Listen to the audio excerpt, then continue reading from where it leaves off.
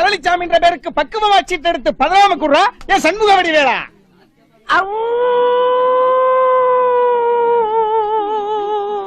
டேய் கிளி மாதிரி அழுடா. கிளி மாதிரியா? அழுடா. 10 சீட்டு எடுத்து கொடு. ஏண்டா டேய், இம்புட்டுக்காண்டி கிளிய பறக்க விடுறதுக்காண்டி ஒரு மனுஷனை கொண்டாந்து பிடிச்சு கூண்டு அடிச்சு பிசினஸ் பண்ற அக்கிரமத்தின் உச்சக்கட்டத்துக்கு போயிட்டு இருக்கடா நீ. சீட்டடு.